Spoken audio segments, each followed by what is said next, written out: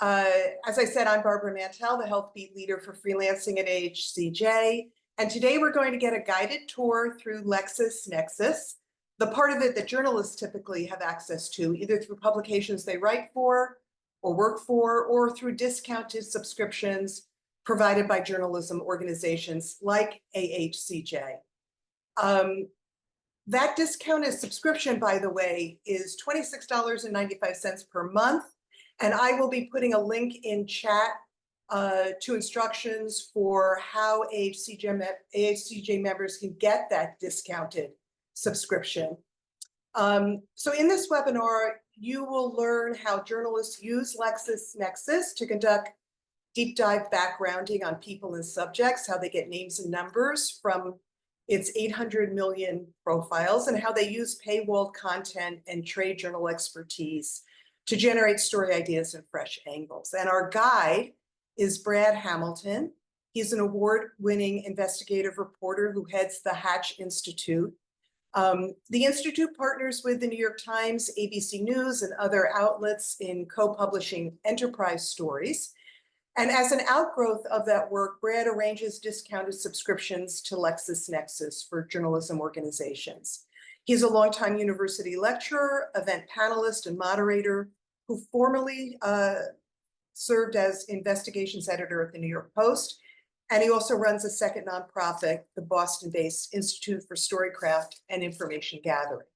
I'm going to start off with one question for Brad, and then he'll lead us through his presentation.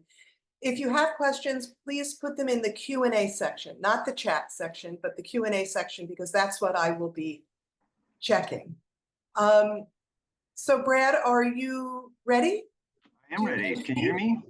I can hear you. Okay. All right, great. So my first question is, before you begin your presentation, could you briefly describe what databases you get access to if you purchase the discounted subscription through a journalism organization like AHCJ, or if you have access to LexisNexis through a media outlet?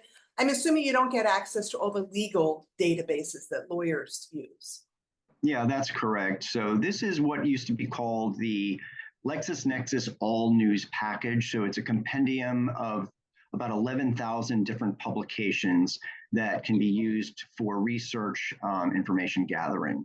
It is not the court-linked offering, which LexisNexis has for primarily law firms, but media people use it as well. It's super expensive and not affordable, nor does it have public records, which is also very expensive and not available for individuals to purchase from LexisNexis. However, there's a whole compendium of other things there that will be detailed in this section, in this session. And so I think it's just important to know that there are different types of accesses to LexisNexis. Okay, great. You want to share your screen and begin? Sure, glad to do that. Let's make sure this is working properly. Share my screen, and it looks like we're off and running. Can you see my screen? Okay. I can. Okay. All right, good. So what we're going to do here is I'm showing you the platform as it exists. This is what you get when you pay for LexisNexis, and this is where we're going to start. So if everyone's ready, we're just going to launch right in. And I will say to begin with that if you don't know how to use this, you are not alone. LexisNexis is not something that people get trained in. If you've worked for a big media company, generally it's already there. It's behind the library wall. You got people doing all this research for you. So it's not common that journalists, even veteran journalists, know how to use this, and certainly not how to use it properly. And so that's what this session is about, is to tap into this vast resource of published material and make use of it for your reporting, to develop stories, to research stories, and to be better as a journalist. All right, so when you start, you come to this Power Search page, and this Power Search page is where you begin. And the key here, the trick here of learning how to do this is understanding that LexisNexis is not an interpretive search engine like Google is, right? So in Google, you start by, say, typing in someone's name incorrectly, like Donald Trump instead of Donald Trump. Google knows exactly who you mean. LexisNexis looks literally for someone named Donald Trump.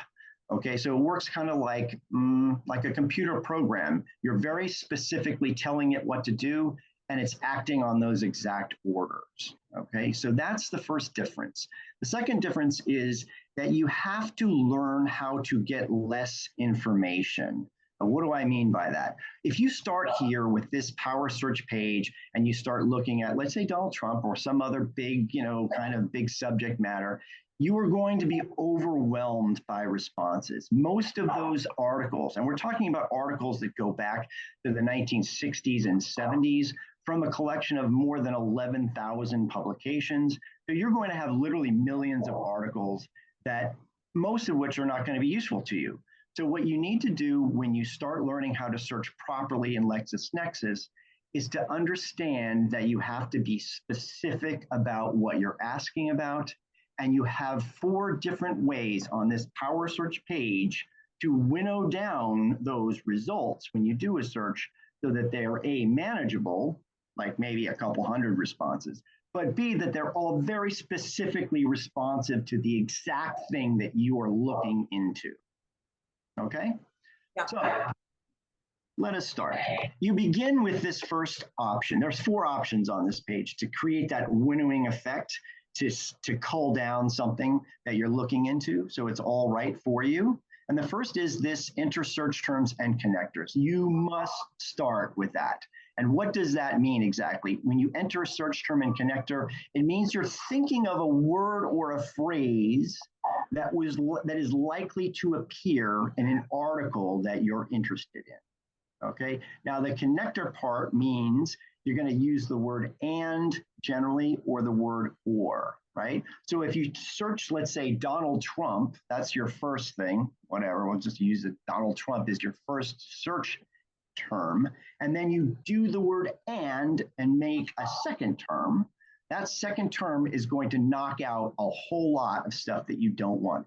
Perfect example, if you did Donald Trump and Trump Tower Moscow, well, that second addition means that both of these things have to be in there. So any article that has Donald Trump's name in it, but does not have Trump Tower Moscow is not going to be there, right? So you're knocking out 99% of all of the Donald Trump articles just by adding that one term. So typically when you do a search term, or when you do a search string, they call it, putting together a search string, you're doing this term and that term and that term.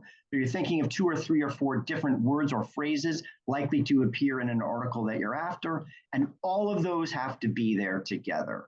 And that's really the starting point. You have to enter some kind of search term here. And generally you're connecting it with the word and each additional term that you add creates a smaller and smaller group of articles for you to look at. So if that makes sense, then that's the basic starting point. Okay, now you can also use the word or, this term or that term, right? And then that means that you are expanding the number. Sometimes instead of getting like 10,000 or 1 million hits, you get 1 or 2. Well, 1 or 2 is also not as useful, right? So you maybe want more. So instead of and, you might do this term or that term or that term. And each time you add an additional term separated by the word or, you're getting more articles because any of those terms works. Okay, so that's the basic component of searching, is to begin with a search term and connector and trying to think of some words or phrases that are in a story you're likely to want. Okay, but there are 3 other options here, and those options help also with winnowing down what it is that you're getting when you trigger a search. Okay, the second option, besides entering a search term, is this index term thing. Now, this index term thing is kind of like an SEO tag. It's a general description of what the article is about, rather than a word or a phrase that appears within that article. Okay, so just to give you an idea how this works, you get a chance to type in a term that you might want. I don't know what it might be, government and public administration, the oil and gas industry, I don't know. So like Donald Trump and Trump Tower Moscow could relate to the country of Russia, or it could relate to politics, or it could relate to the hospitality industry, right? So you can winnow it down just by adding one of these subject terms. Now, let's say you can't think of a good subject term. You can always click on this and look, it gives you some options.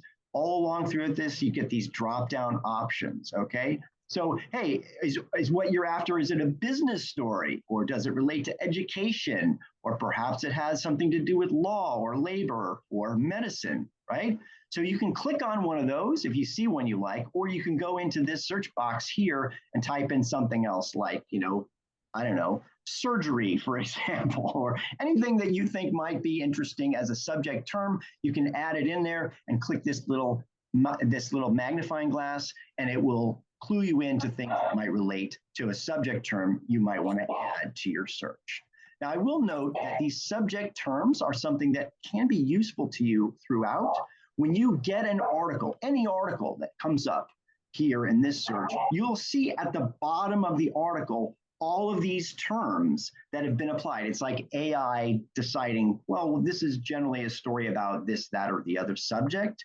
And so they're all in caps, and it even has a percentage, like this is 99% about medicine or health or whatever. You'll see it at the bottom. And sometimes those specific subject tags that you see there will help you refine your search, like, oh, this is a productive search, so I see these tags are all here. And this is generally something that can be useful to me. Brad, can I interrupt for 1 second? We have a question, and I think it's a good one because it was in my mind too. No. If you do Donald Trump and Vance or something, do I have to have quotation marks around Donald Trump? Because it's yeah, you do. You do. So if you look to the right of this thing, where this thing here is this magnifying glass. If you look down here, you'll see on this right-hand rail a little bit of a tip sheet. There's a bigger tip sheet, but this is a little bit of a tip sheet for how you use these connectors. And the first tip is the one you're talking about right there. So if any person's name, you want to put that person's name in quotation marks, because what it does is it captures those two parts of the name in that exact order. Similarly, if you have like a phrase like, coastal flooding or whatever it is, you want to put those in quotation marks, right? Capturing those 2 words or 3 words or however many are in your phrase in that exact order, rather than picking up individual elements of that. Okay, so while we're here, I might as well focus here a bit on, we've got the exact phrases, the quotation marks, you've got and, you've got or, you also have and not. And not is a very good connector to be aware of. And not is a knockout. So I happen to be a fan of the late, great British beer columnist, Michael Jackson. Probably nobody knew more about the subject of beer than Michael Jackson. He's no longer with us. But if I'm doing let's say I'm doing a search into, so I'm writing an article about a new lager or something like that, right? And it's similar to something else, I'm going to check with Michael Jackson to see if he's written about this in his career. And so I'm going to type in like Michael Jackson in quotation marks, because it's his name, and beer, not in quotation marks, because it's just one word, and not singer or recording artist. Why? Because I don't want Michael Jackson of Thriller fame popping up and crowding my search results. Okay, there's some more that I'll get into later, but for now, we're going to move on to the third way that you can winnow down your results, and that's with the date field. Now, this date field, like I said, some of these articles go back to the 60s and 70s, so you may not want the Wayback Machine. You may not want this common default, which is all available dates. So you're generally going to try to tweak that a little bit. And if you look in with that, within that box, you've got some other defaults. Oh, I only need stuff from the last week or the last month or the last 6 months, the last year. So you can select a different default, and it will limit the results just to that time frame. You can also do a custom start and a custom stop date, which can be useful. In one example, a guy was doing research into the Columbine massacre and that horrific event. He only wanted to look at the reporting that happened right after, during the moment and after. So what he did, I think that was in 2000. So he began with June 1st, 2000 was his start date, and June 30th, 2000 So he's only getting articles within that calendar month. All right. Now, one other little tip that I can tell you about is you can use this date field to start developing stories pegged to big anniversaries. Like, for example, maybe you want to look into what happened 10 years ago or 15 years ago or 20 years ago, some big development, let's say, I don't know, a scientific achievement or some tragedy like Columbine or some kind of law that was passed that relates to your beat. If you select that date field from 10 years ago, you can now start to identify big anniversaries as they're coming up, and you can prepare a story that relates to that. People love to read stories about where are they now or what has happened over the years. Okay, so that's the date field. And now we move on to the fourth and final option of your winnowing process, and that's the sources field. Now, the sources field, this is like almost every big newspaper and magazine, news wire that you can think of is listed here among the 11,000 or so news sources, right? So if you think of one that you want, oh, I only really want the New York Times and I want the Los Angeles Times or whatever, you can type that in here. And when you type it in, you go the New York Times, I'm just typing in here, you will see that it pops up. Whoops, there it is. And when it is, you can just select it. And when you select it, it pops out of that box. And now you identified it as the one and only source that you want. Okay. Now you can custom group sources as well. I had a woman who was interested in doing a story about coastal erosion, as a matter of fact. And so she started her search by grouping all of these big city newspapers from areas that had some coastal exposure. So as she thought of them, she just typed them in, and like New York Times was one, Los Angeles Times, Miami Herald, all these different newspapers. And she custom created a group of about 30 big city newspapers that were in a position to cover issues related to coastal flooding in those cities. Okay. So Brad, can I interrupt for 1 second? If there was are medical journals included in these sources, or like the Journal of Coastal Flooding, would that be in there? Yeah, there is an absolute mountain of health-related specific sources, and I'll get into that in a moment, but that is one of the reasons why this is valuable, because you do have access to niche publications, trade journals, basically publications that are oriented toward executives or academics or researchers or experts, people who are at the highest level of their position in whatever industry, and they are subscribing, and sometimes these subscriptions cost hundreds of dollars a month, each individual one, but you do have access to that, and I will show you that in a moment. For now, I want to show you. Can I just backtrack for 1 second, Brad? I'm so sorry, but this is an interesting little technical question. If I search in quotation marks Donald Trump, someone wants to know, will I not see any articles that refer to him as Donald J. Trump? That is an excellent question. I love that. Okay, so you see this over here, this little thing? This is part of the cheat sheet compendium on connectors, okay? And since you asked that question, let us just open this. I'm gonna open up this cheat sheet, and you're gonna see, I'm gonna go through some links here that I will get to later and show you how to do this more easily, but this is basically this amazing tip sheet, okay? So this tip sheet helps you sort of pull the levers of these commands and allows you to do exactly what you're talking about. Okay, so looking over here on the left side of this tip sheet, you'll see these and not or, which we know about now. And then you get into this cool stuff with this W/.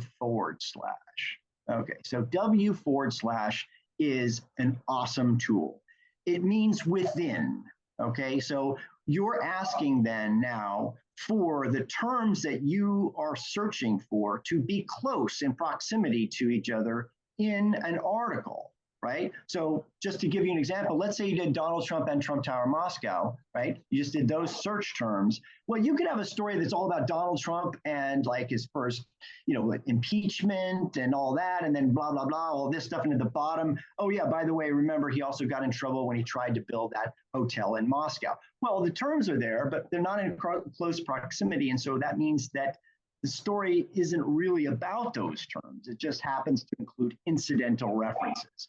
So when you do this W//, what you're doing is you're doing that instead of the word and, right? So in other words, it would be Donald Trump W/P, which would stand for within the same paragraph, Trump Tower Moscow. So those two terms have to be in the same paragraph. Or if you want them even closer, W/S within the same sentence. Now, if you're doing a story like that, where it could be Donald J. Trump, not Donald Trump, what you might do when you're searching is Donald space W/2 space Trump. So that means that Donald and Trump have to be within 2 words of each other, but they don't have to be right next to each other.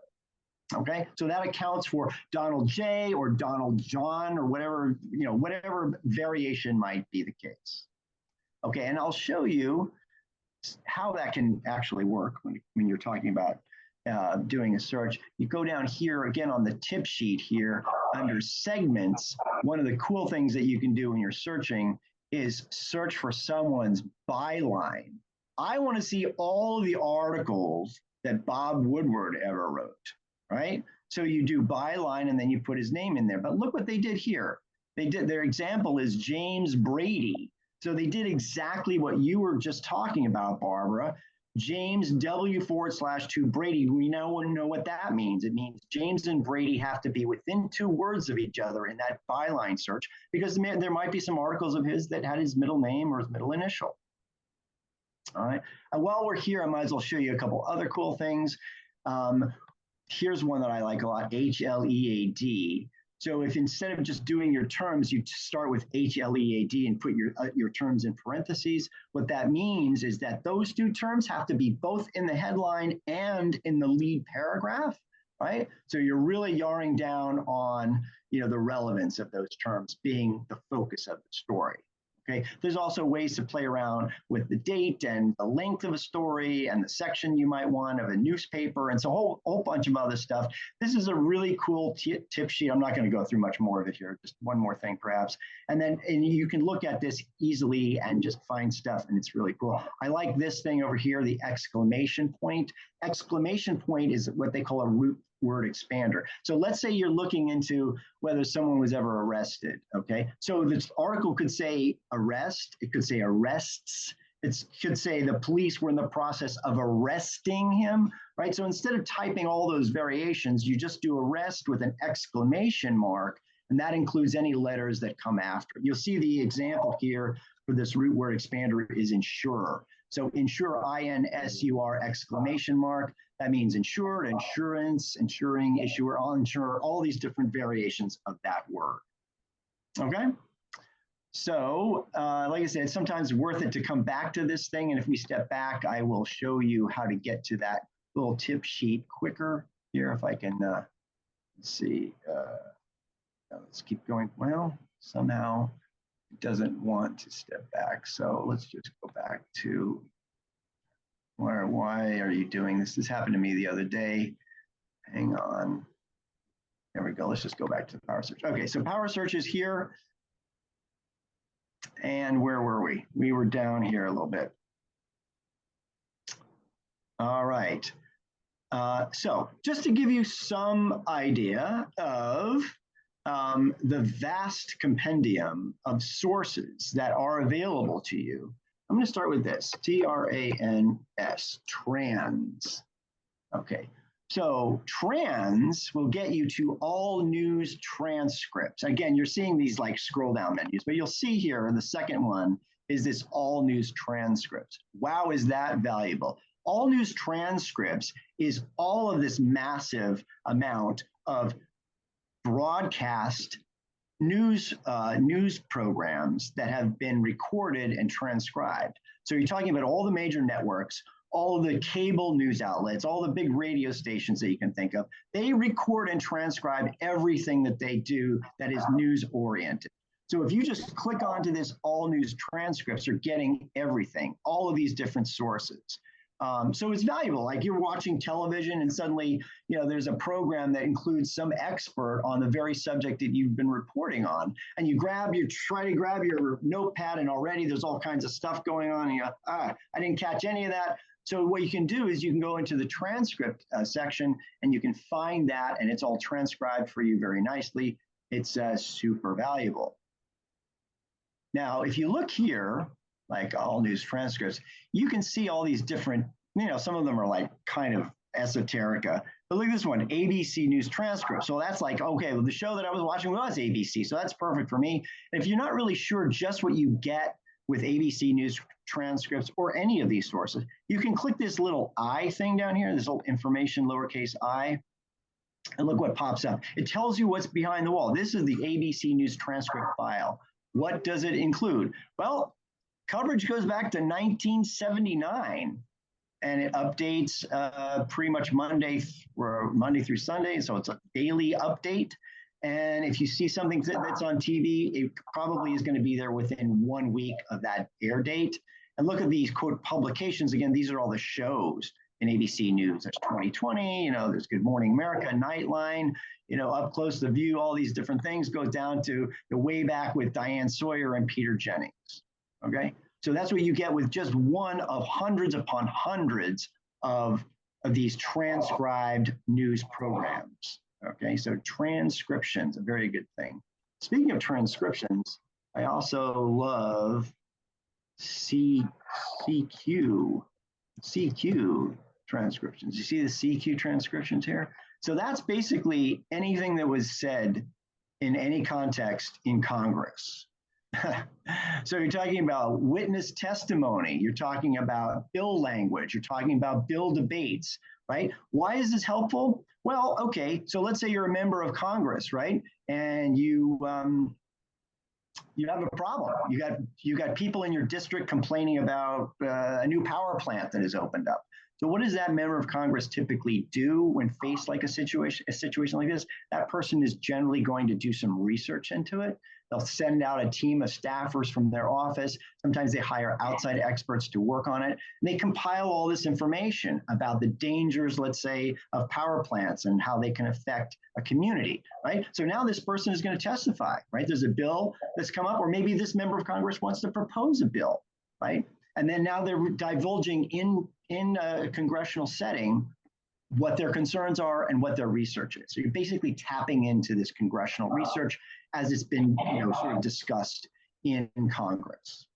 Can I just say that I didn't know about this, and this would save me an awful lot of work, because often I try to go to committees and then search for their hearings, and I don't know the date, and it's a pain in the neck. I have access to Nexis through a publication I write for frequently, and I didn't even know this existed. This is worth it. Yeah, well, Congress has this super robust publishing arm, and virtually everything that Congress publishes in a different title or a different context is available here. Just to give you another option for getting testimony, congressional. See, look at all this congressional stuff, right? Congressional testimony, CQ congressional testimony. That's a separate publication from CQ transcriptions. Right? So you got all these different ways of tapping into it. All right, so let us explore some other things that are valuable. One of the best ones is Newsbank. So what is Newsbank? So when you type in Newsbank, you see all of these different states that are listed, right, under Newsbank. Alabama, these are alphabetical listings. I think it only goes about to like 16 or 17. Right. So what is this? These are hyper local news sources. These are like small circulating dailies and weeklies sorted out by states.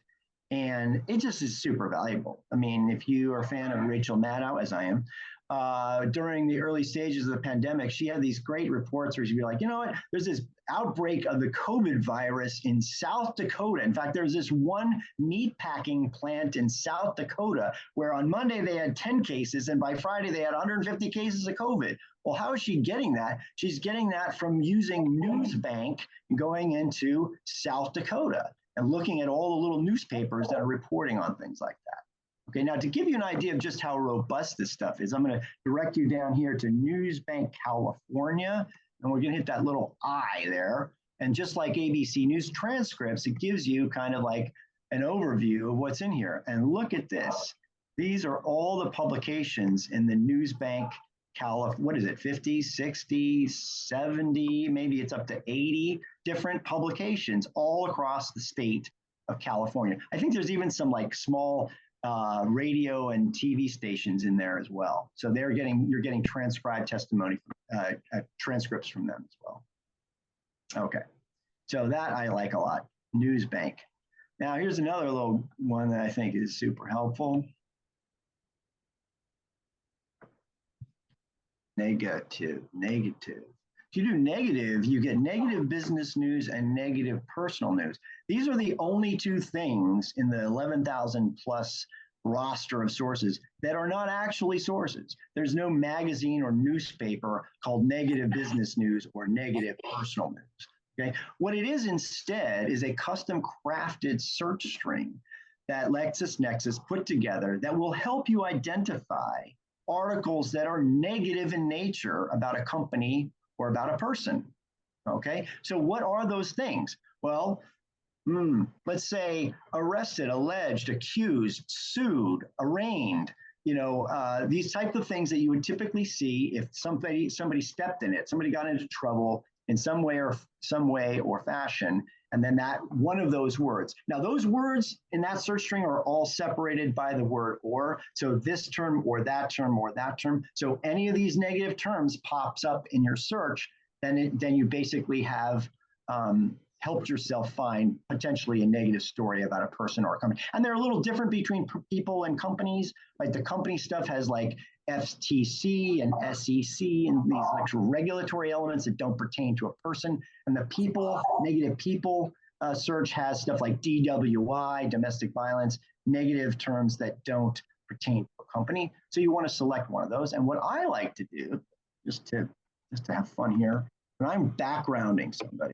I'll do a negative personal news. I'll select that as a source. And again, it pops out and you see it selected. And then I'll go into Newsbank and grab the Newsbank from whatever state they grew up in, right? And now I'm going in the Wayback Machine on my date field, and I'm looking for anything negative about somebody who's now prominent from the days, back in the days when they were like not as well known, from the local press around the area where they lived. It's an amazing way to dig up stuff from people's past. Okay, so I'll stop there for a minute and see if there's any questions that should be addressed at this time. Okay, so we have a question. Can you get access to LexisNexis through libraries? And also, where exactly on this search page can we click and get that tip sheet that you had? Oh, right. I'm sorry. Thank you. Let me do that one first. You see this little question mark down here, this navy circle with a question mark in it. If you click onto that, you get some helpful sources. Okay, this is pretty awesome. Okay, what this is like there's tutorials and stuff. There's support resources, and that's where we're going to go. We're going to go into support resources. So I'm giving you training, but there's also training, additional training that you can get directly from Lexis. There's videos and written material, right? Power searching, Boolean searching, and then down this PDF guide, search commands, segments, and connectors. That's that tip sheet that we were looking at. Okay. Okay, that's where you get it. This little circly guy here. Okay. Okay. And can I go to my public library and get access? Sure. So LexisNexis makes it clear that, there are various levels of quality to what you get. So the easiest and least expensive way, I guess, is through a public library. But the public library version does not look like this. It doesn't have as many sources. and it tends to be slow and clunky. Why? Because the searches that you do at the public library, those all get queued behind everybody else who is searching through the public library. And so it takes a while for you to get results. And some of these things that we're looking at are not there. So it's more limited. The next step up is the university version. It's definitely better, easier, faster, but it still does not include many of the things that we're looking at today. So this is the paid version of it. And just by way of like sort of context, before I started this, it was, if you cold call LexisNexis, it was $100 a month for this. They called it the all news package. Now, for some reason, they call it Lexis Advanced. So people couldn't afford it, and I started working on a program that made it more affordable, and they finally agreed. And so that's what this is. This is, I've become essentially an official partner with LexisNexis for the freelance community. And that's what this program is about, is getting you the premium level of engagement for this, what was once the all news package, but at a discount, great discount of, it's basically 1/5 the cost, or 1/4 of the cost now. We have another question. Are international publications included in? Oh my goodness, yes, voluminously so, all around the world. From basically, I think it's like something like 200 countries, I think, have publications here. And also, if you're worried about like finding something that's in a foreign language, there's an automatic translation. So you can get it immediately translated into English. Okay, great. Okay, anything else? If not, we'll move on. Another question, is the Accurate People Search database included? I think you're going to go into how to find people, right? Yeah, so when we were talking about what's not included, public records is not included. So public records is this compendium of all these different people. It's often home addresses. It's sometimes home phone numbers, sometimes cell phone numbers, and it is a really good thing. It's an awesome thing. Public records are accurate. That's the brand name that LexisNexis has for its public records, is Accurate. But it's super expensive. It's like $300 to $400 a month. And on top of it, you can't even get it. If you're an individual, you cannot buy it. LexisNexis will not sell you Accurate because it's a liability issue. They only sell it to companies that have general liability insurance, and those companies have to sign an indemnification waiver that they won't use this stuff for, let's say, unprofessional purposes, like tracking down an ex-girlfriend or something like that. All right, so that's unfortunate. However, the fortunate part is there is an amazing way to find people here, which we will get to shortly. Okay, great. All right, so for now, what I'd like to do is direct you over here to the sources page. Since we were talking about sources, let's go to the sources page, shall we? All right, looky here, what we got. This is all of them. All of the sources listed alphabetically. So if you're looking for a particular publication that starts with one of these letters up here, you can just click onto that letter and start looking for it, right? You can also go over here into this box and enter endocrinology or something like that, something specific that you're interested in, you could put that in there, okay? And you can also look at all of them, the gross number here. The biggest number here is biographies, 159. By the way, that is not 159 biographies.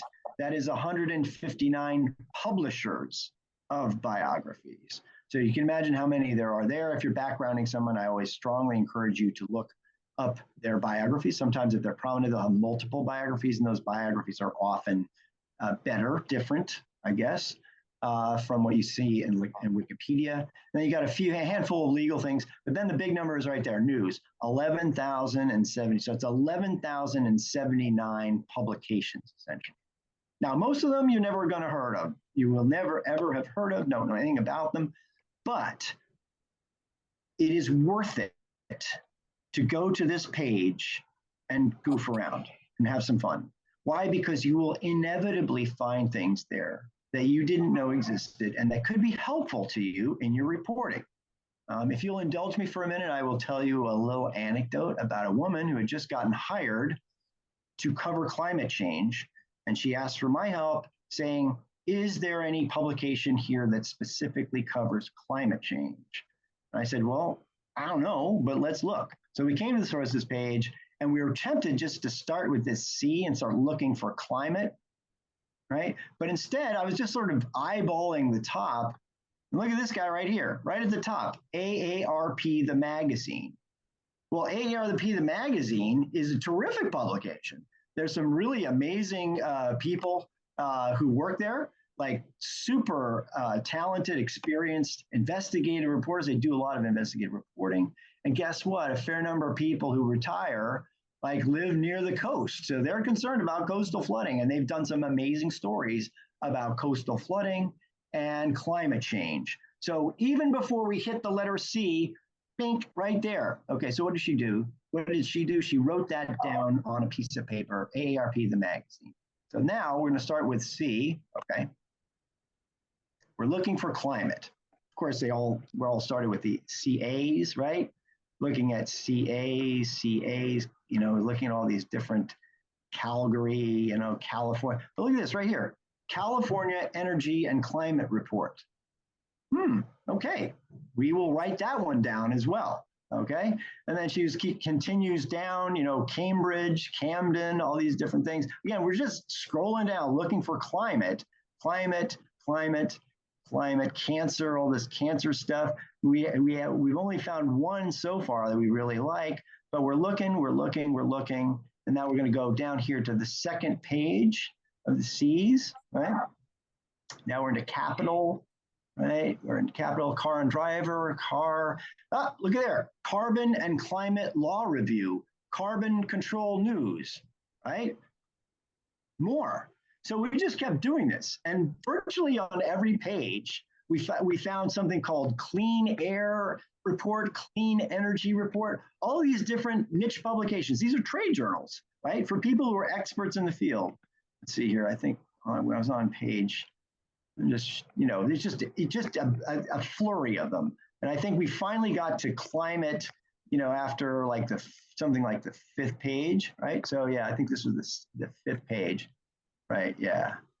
See, there's Clean Air Report, Clean Energy Report. And then we get to Climate Change Daily News, Climate Spectator, Climate Wire. All right, so she's writing these things down like, okay, these are all good, these are all good. Now we weren't quite done. We can go over here and use this tool, search within sources. Okay, so let's do climate. See if I can spell correctly here. Climate, here we go. All righty, what do we got? We got California. We knew that carbon and climate. We got climate spec. So we saw most of these, but then there's Inside Climate News, right? There's a whole bunch of other ones there. Okay, so it turned out that she had like, I don't know, a dozen different publications that were all oriented around climate change. And then what she did is she created. We'll go back to here to Power Search. What she did was she custom created her own roster of sources by going in there, typing in the ones that she found, selecting them, they pop out. She just kept naming them, selecting them, naming them, selecting them. In the end, she had like 12 or 15 different sources. And now she's searching that group list of those niche publications for stories that might be of interest to her. You know what she ultimately did? Is she found a couple of reporters who were really good in that field of like trade journals. And she set up alerts on their she did byline searches for Joanne Smith or whatever it was, whoever it was who was reporting that she liked. And she just saw all of these stories by these 2 or 3 or 4 different really top rated reporters who were knocking it down in her field. And she can now use this when she set up an alert.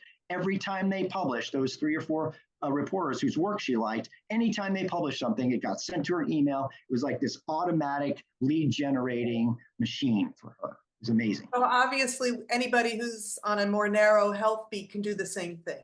Any type of health thing that you want, there is so many different. I mean, obviously, you know, I'm sure many of your members already have access to like JAMA and Lancet and these big, you know, medical journals. But there's all these other like really small niche specialty publications for people who are doing very specific type of research into certain diseases and certain types of things.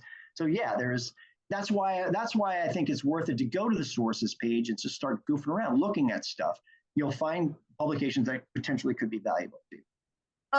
When you are in that sources box and you're looking for sources, can you look for more than one at a time? Can you? No, you have to find them one by one because you're typing in the name and then it gives you that scroll down list, that roster, and then you go, okay, there's the one that I'm looking for. Like, so let's just do this for a second, climate, right?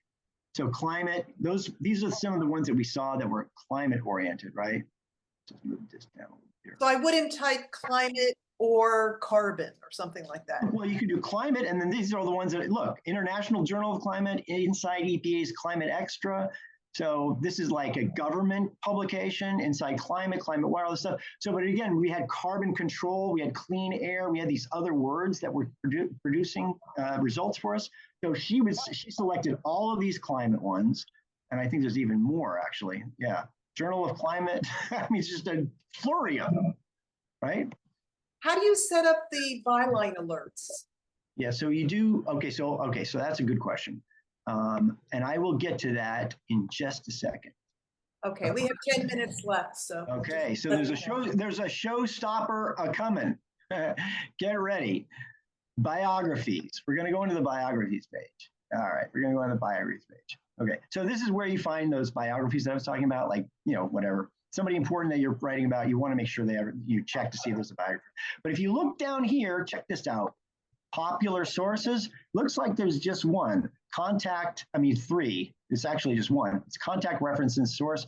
This is a truly awesome tool. If you have not heard of contact references, or if you've never used it before, please pay attention now. You can find almost anyone. There's like 800 some odd million names here of professional profiles. So their name, what they do, where they work, and how to reach them at work through their phone or their email. Okay, it's been super valuable to me over the years, many, many times. And you can just search for whoever. You can search for yourself. You can search for an expert. It scrapes. This is a product of Zoom, largely from Zoom People, which is aggressive web scrapers. They scrape LinkedIn, they scraped Indeed, and also all kinds of government agency websites, as well as private companies. Okay, so you can look for someone you know who works at one of those places, or you can look for somebody you don't know. You know what? There's this guy who asked me once, I need to develop some FBI sources. I don't know anyone in the FBI. How do I do it? And I said, this is the place. There's no better place than this. So we looked through some of the profiles. We started by typing up Federal Bureau of Investigation here in our search field. And we saw that all of these active agents of the FBI had the same email address, ic.fbi.gov. Okay, so you can do that with a company or an agency, right? We don't know what we're looking for, right? But we've got the contact references selected in the biographies page. And now we're looking for anybody who might work for the FBI. Okay. Look at this. You see this right here? 10,000 profiles. 10,000 people here who list FBI email, ic.fbi.gov email address. Okay. So now obviously some of this is, it's kind of like when you do a generalized search like Donald Trump and you get too many responses. That's not valuable. It's too many. You're not going to look through 10,000 profiles, right? So what you do is you go over here to search within results, and I asked this guy, well, what do you really want? I mean, you're looking for somebody in counterterrorism, or what kind of FBI agent are you looking for? He said, anybody who's connected to the state of Minnesota, he said. So, okay, we typed in here Minnesota, right? So we're now culling down from this massive list of 10,000 for anybody who's got an email from the FBI and as a connection to Minnesota. Look at now, we have 54. Well, now I can look through 54 profiles. That isn't too onerous. Right, so you can go through and okay, well, so let's say you select this. Now, this is exactly what happens when you get a news article. You'll see it pop up, and it has some information. Okay, this guy, Christopher V. Langard, he works for the FBI, or did, right? There's his email address at the FBI, right? There's his history. It looks like, at least here, maybe stopped working in 2020. Okay, so what did he do? Oh, well, let's see here. What did he do? Are we interested in him? Well, he's got, these different things and all these stories about him and his background and all the stuff that he did as an FBI agent, right? So maybe we do want this guy. Okay. So again, exactly the same as an article that you found that you want to collect, you want to collate, you want to organize. How do you do it? all of these little icons up here will show you how. There is a way to create an internal folder system. You can choose a folder, create a folder, and name it like the My FBI Agents source list, right? And this guy, Christopher V. Langer, is the first one. You create the thing, and then bam, he's number one in that roster. This is an internal filing system within the LexisNexis. They also have this printer. You can print out, a lot of people like paper. You can use email. You can email things to yourself. I do that all the time. You can email them to a friend or a colleague. They do not have to have a LexisNexis subscription because it comes as inline text. You can download it to your laptop or your desktop. You can send it to Dropbox, or you can upload it to the cloud. So you have 6 different ways of capturing these people. Now, why did I go through all this? Well, because it's fun. And 2, if you step back here and we go to the hit list, when you come up with a roster of stories or articles or professional profiles like this, you'll see the number there, and that's the full search that you did. ic.fbi.gov plus the state of Minnesota gave us 54. Now, what happens if there's a new guy who comes in somehow, a new FBI agent pops up, his profile pops up, it's scraped by Zoom people? You want to know about that, and here's how you capture that. There's this little dinner bell up here. You create an alert, okay? The title is the search term that we used. You can describe it. These are FBI agents. And then once you've set up the name of it, you hit this thing, deliver. How long you want me to run this for? 10 days, a week, a year? We'll keep searching. And then here's the email address that I'd like you to send the results to. So that's how you set up that alert. That woman who wanted, that sort of lead generating pipeline of stories from trade journals covering climate change, is she did the search. And once she had captured the full search and got the results, then she put this thing in together for her alert. And anytime any of those publication reporters broke a story, it's got sent right to her email. Brad, would you be able to stay on for another 10 minutes or so? Of course. 30? Okay, good. Yeah, of course. Great. So we'll do another 10 or 15 minutes. I have a couple of questions, if you don't mind my interrupting. Yeah, sure, please. One person wants to know, is there any individual subscription that would be reasonably priced that is there what? That includes court records? No, I've been working on this for years. I have been doing everything I can to try to convince LexisNexis to carve out a piece of this court links so that people can use it in a limited fashion, like say 10 searches a month or whatever, for a limited price. So instead of $400 or $500 a month, it's like another $20 a month and you get 20 searches or something like that. They have not seen fit to accommodate this request. I'm still working on it, but it hasn't happened. Now, I will tell you this. Okay, since you're on the subject, we're going to go into this little contact us. So this is the circle that has the question mark in it where we found that cheat sheet under support resources. You drop down to contact us. Look at this. You get live chat support, so you can communicate with LexisNexis 24/7 through live chat support. You're running a search, you're getting jammed up, you don't know what you're doing. They will chat with you and help walk you through what's going on and help you get it. Look at this here. 24/7 phone call support as well, which means you can call them at 3 in the morning and say, I got a deadline at 8 and I can't get what I need. Again, they will find what you're looking for, and then they will show you how they got there. The reason I'm bringing this up in the context of your question, Barbara, is because let's say you come across a story that does, in fact, have a lawsuit attached to it, and you would like to see that lawsuit, but of course, you don't have court records. So what do? You call this number, and you read the librarian who picks up into what you're doing. Hey, listen, I'm so glad you picked up. I'm working on this story. It's fascinating. I wonder if you could find an article that sort of references this, that, and the other thing. Now, you already know that there's a lawsuit. right? So they say, oh yeah, here it is. Here's this, I found what you're looking for in this story. And then you say to the librarian, is there a lawsuit by any chance in there? Yeah, it makes reference to a lawsuit. Then you say, listen, I got to tell you, I don't have the court links. My subscription does not include court links. Could you do me a solid and just pull the paper and send it to me? Answer, yes, they will. So for an individual court case that you need immediately, that's the way you do it. Okay. All right. We have one more question. When you're in the search within results box and you click include. Yeah, this thing. Yeah. Do you just do individual words? It works exactly like the search string that you start with on the Power Search page. So you will do, if it's more than one word, you'll put it in quotation marks. And you can do other things. You can exclude as well, like something like, a knockout that you don't want. You're getting a lot of results on something that's not relevant, then you just knock that out, and it makes it easier for you to sort through the roster of stories. Okay. Okay. Yes. Now I will show you a couple of other little things. Let's see here. So the homepage, some people used to search on homepage.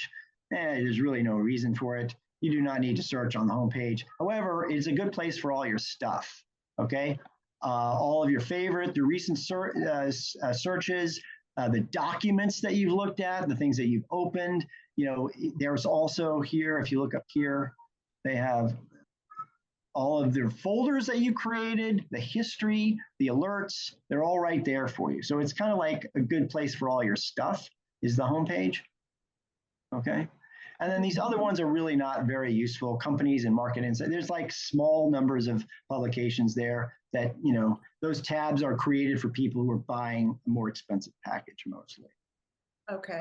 Same with legal. Like if you look at legal, like legal is, I think, oh, maybe I do have core links. Well, no, you don't. These are basically legal publications, right? So you can look at the different types, like sort of law reviews and stuff. So, it's decent, but it's not the actual court links. Okay, but I can look at law review articles. Oh, sure. Yeah, actually, the law review stuff is actually pretty good. Yeah. Okay. All right. Now, some people do get confused about like setting up alerts. I want to make sure there's no confusion about that, or some of the. I breezed quickly through some of the ways that you capture information. So if there's any other questions there, I'm happy to go into more detail. I would like to actually see you set up an alert a little more slowly. Okay, sure, of course. Okay, so why don't let's go into Power Search. Okay. All right, now here's a little quiz that no one ever gets, because why would they?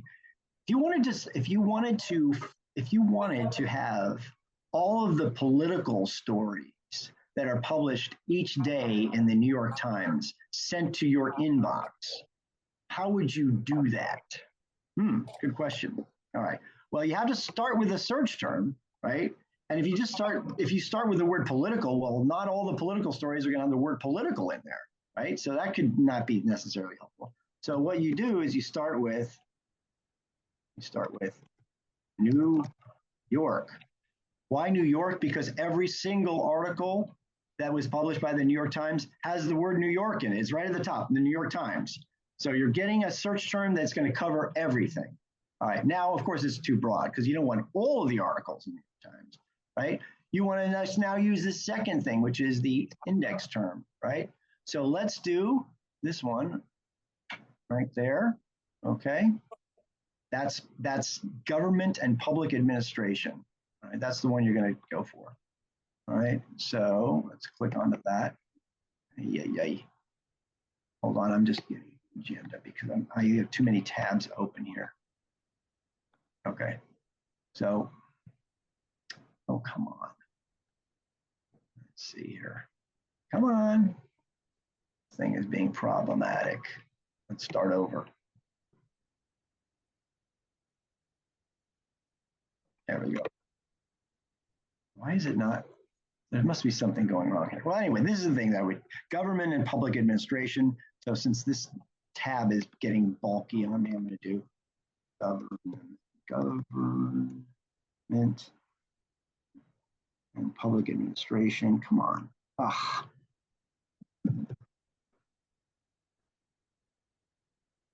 There it is, government and public administration. Okay, I actually did select it. All right, so it's going to be political if it has anything to do with government or public administration. That's the second little thread that you're going to pull on, right? The date field, well, now you want it every day, right? So today, okay? And the sources are going to be the New York Times, right? New York Times. Why does it keep jumping around on me? Stop that. There it is. Okay. Okay. So that's what you do. This is how you would set up every day identifying stories that are about politics in the New York Times. New York Government and Public Administration, New York Times, and the date field is today. Okay. So let us, I got this twice. So let's just trigger this search. All right. So supposedly there's 115 articles.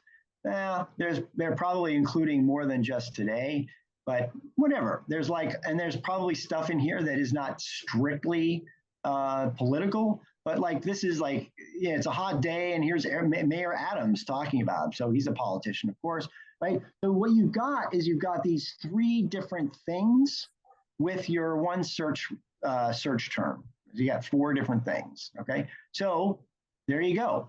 You hit the bell, you're gonna create an alert. The title, let's just do this. Let's just create this, all political type, all political. I need my glasses. I can't see what I'm doing here, sorry. That's okay. I think this is sufficient. Right? I think we get the idea. I just wanted to see it a little more slowly. Right. Someone wants for you to show again where the contact librarian page is again, the phone numbers and all that. Sure. It's this little navy blue circle, question mark. Okay. Open it up. And you scroll down. Yeah, you scroll down, contact us, and then there's the number. Now, I will say this. The way to get this, if you want all these different things, these helpful tips, plus all of this way of getting help directly, you really do need to sort of use me, as it were, the company that I set up. This is called Expert Access. And the address, this is the home, this is the website that we set up. So what happens when you sign up here through Expert Access, you pay a certain amount. You have to pay the full year in advance. You can't do it by the month. You have to pay the full year in advance. And all that money that comes in, we send directly to LexisNexis. So it's basically a pass-through, and we act as the administrator for all the sort of financial end of it. And then, of course, I do all the training. So if you want the, let's see here if I can get my, let's see. And I saw you had a training link on the top of your website. Yes, there is a training link, and I also have, let's see here, open this. So the address is expertaccess.org. That's how you go to that page, and as soon as you go there, there's a sign-up page. And you can also sign up through AHCJ as a member. Definitely, 100%. Okay. And there are somebody asked me this question, someone is asking, are there some publications that are not available, like the Wall Street Journal? Someone asked me this the other day as well. Yep. And I don't think the journal is in there except little abstract. Yeah, right? that is 100% true. And that is unfortunate because essentially what happened was the Wall Street Journal was part of this forever and they opted out. So there was a workaround.